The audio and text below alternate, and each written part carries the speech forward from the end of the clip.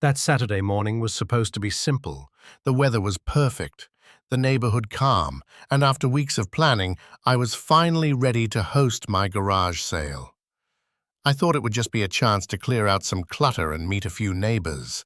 What I didn't realize was that this ordinary event would trigger a battle with Karen and the HOA that the entire community would never forget. My driveway was packed with tables, each one carefully laid out with items I no longer needed but knew others would find value in.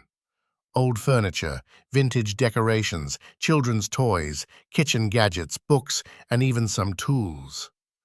For me, this wasn't just about clearing space. It was about reconnecting with neighbors, meeting new faces, and maybe making a few extra dollars along the way. But in communities like mine, nothing good ever went unnoticed for long, and certainly not by Karen. Karen lived directly across the street from me. Her reputation was infamous throughout the neighborhood. If there was an unwritten rule, Karen was the one to enforce it. If someone's grass grew a little too tall, she would be the first to send an email. If a car was parked just slightly outside the lines, she was already dialing the number to complain.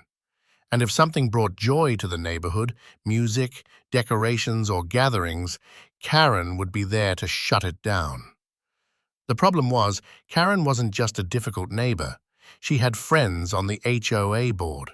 That made her feel powerful, and with that power, she thought she could control everything and everyone around her. As people began arriving at my garage sale, I could already feel her eyes burning into me from across the street. Karen's curtains were barely open, just enough for her to peek out. I knew it was only a matter of time before she made her move. The early hours went well. Families stopped by, children picked out toys with excitement, and even a few collectors came searching for hidden treasures. Laughter echoed across my driveway, and for once, it felt like the neighborhood was alive. But in the distance, I could see Karen pacing by her front window, clearly agitated. Her hands moved frantically as she gestured into her phone. It didn't take a genius to figure out what she was doing. Sure enough, less than half an hour later, a familiar sight pulled up, a car belonging to a member of the HOA board. They stepped out, clipboard in hand, looking far more serious than the situation deserved. Karen followed closely behind, crossing the street with her arms folded tightly.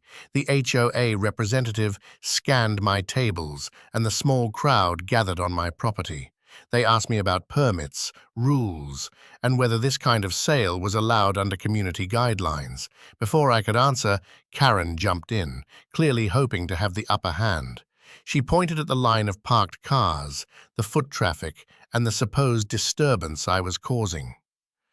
For a moment, the energy shifted.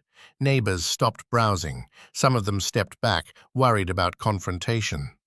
My cheerful garage sale suddenly felt tense, as though everything could be shut down in an instant.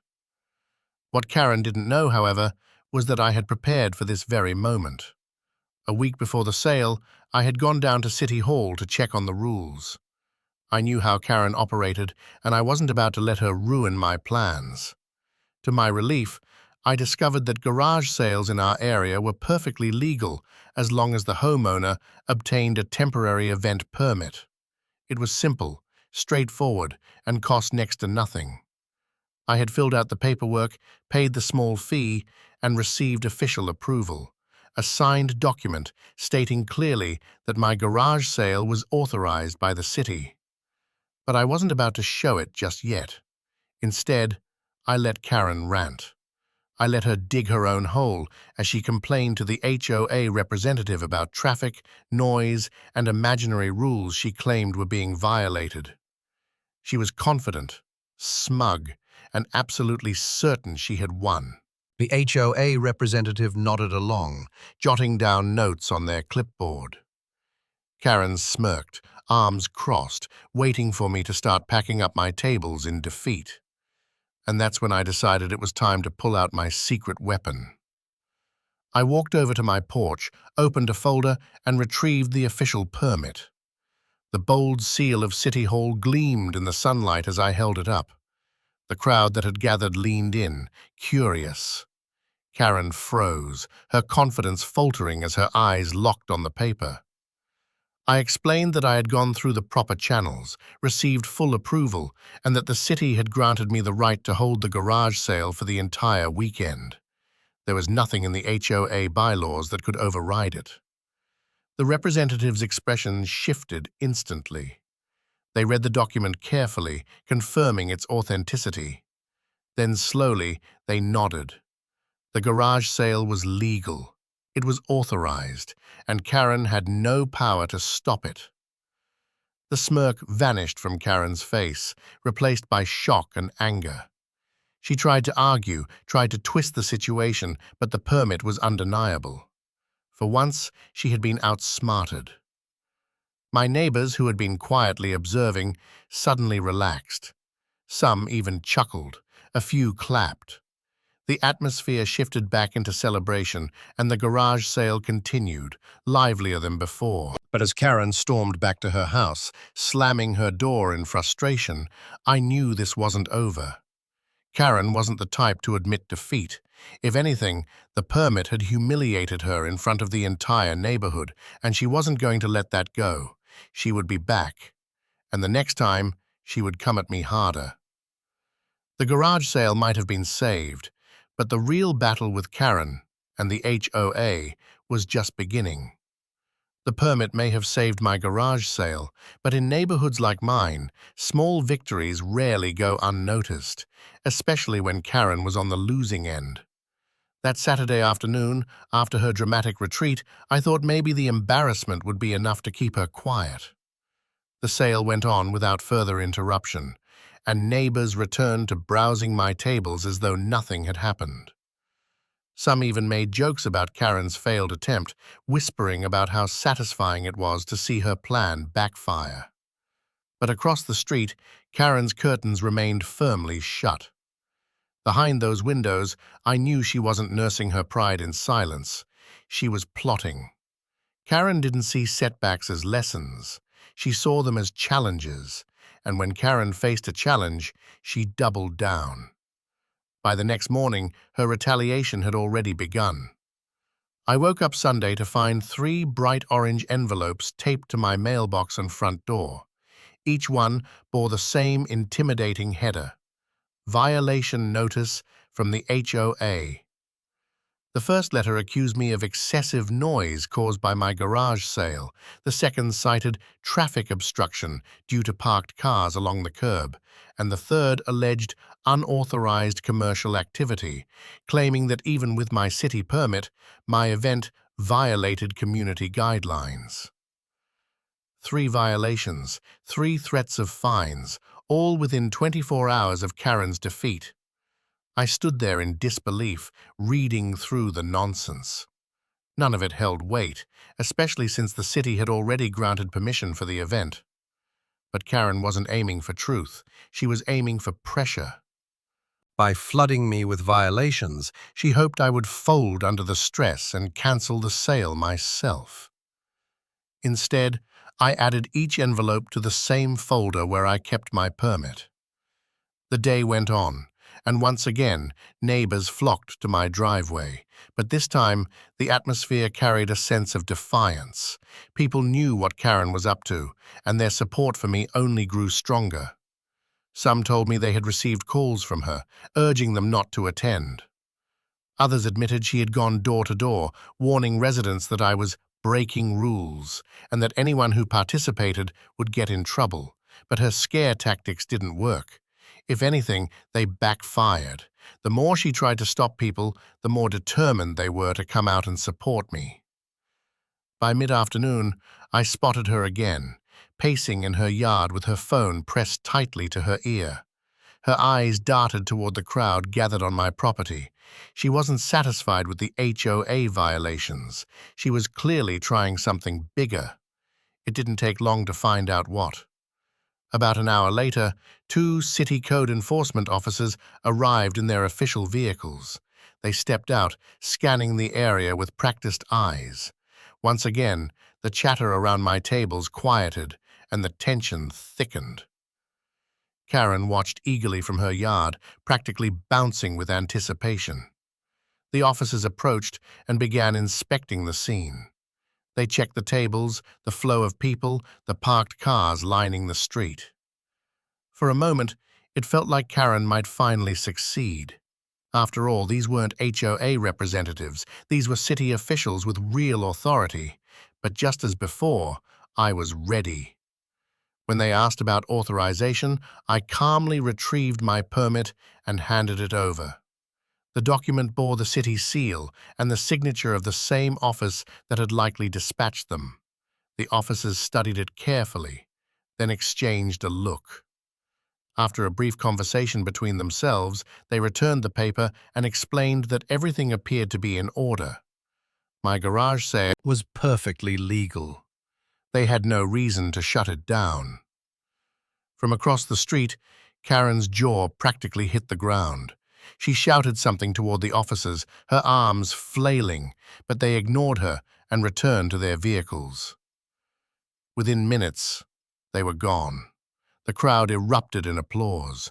My neighbors, who had been anxiously waiting, cheered at the sight of Karen's second defeat. Laughter spread through the crowd as people mocked her desperation. But for me, the victory was bittersweet. I had won again, yes, but Karen wasn't slowing down. If anything, each failure only seemed to fuel her determination. By Sunday evening, when the sale finally wrapped up, I had made a decent profit and cleared out a good portion of clutter. But instead of celebrating, I found myself thinking about what would come next. Karen wasn't just a neighbor, she was a force of constant disruption. With her connections to the HOA, she had tools at her disposal that most people would never dream of, and she wasn't afraid to use them. Sure enough, Monday morning brought the next wave. This time, it wasn't orange violation envelopes. It was a certified letter from the HOA itself, delivered straight to my door. The letter accused me of hosting a commercial event without board approval. It cited bylaws about maintaining the residential nature of the neighborhood and claimed that my garage sale violated the spirit of the community agreement. The letter went further, stating that unless I attended a disciplinary hearing the following week, the HOA would move forward with formal penalties. The fines mentioned in the letter were outrageous, hundreds of dollars for each day of violation. It was obvious what was happening. Karen had lost the public battle, but now she was dragging me into the bureaucratic one. She had rallied her friends on the HOA board, twisting the rules into weapons. This wasn't about right or wrong anymore. It was about control. And yet, I wasn't afraid. Because just as I had done before, I had prepared.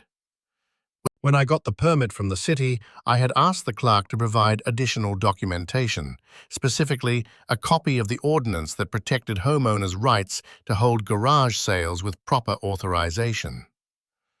That ordinance was crystal clear. No community association could override a city-issued permit. I had the law on my side, but I also knew the upcoming HOA hearing wasn't going to be about law alone. It was going to be about power, intimidation, and reputation. Karen wasn't just trying to punish me, she was trying to make an example out of me. If I backed down, she would win not just against me, but against anyone else who dared to stand up to her in the future. So I decided that at the hearing, I wouldn't just defend myself, I would go on the offensive. That week, I quietly gathered evidence. I documented everything: the violation letters, the city inspection, the harassment from Karen. I spoke to neighbors who had received calls from her and asked if they would be willing to share their experiences. Several agreed, frustrated with her constant meddling. I also contacted the city office again, confirming in writing that my permit had been valid and enforceable against any local restrictions. The response was clear and concise, exactly the kind of statement I needed. By the time the hearing day arrived, I wasn't nervous. I was ready. The HOA had set the meeting in the community clubhouse, a place where disputes were often handled. The board sat at a long table, with Karen smugly perched in the front row like a prosecutor waiting for her victory. But what Karen didn't realize was that this time she had picked the wrong fight. The stage was set. The board was waiting. And I had everything I needed to turn the tables once and for all. The night of the HOA hearing felt like the culmination of weeks of tension. Word had spread quickly through the neighborhood about Karen's attempt to shut down my garage sale, and by the time I walked into the community clubhouse, I realized I wasn't walking into a private meeting. I was walking into an audience. Rows of chairs were filled with neighbors, some curious, others outright supportive. The atmosphere buzzed with anticipation. This wasn't just about me anymore. It had become a spectacle, and everyone wanted to see how it ended. At the front of the room, the HOA board sat behind a long wooden table. 5 members in total, each with their stacks of papers, stern expressions, and the weight of authority.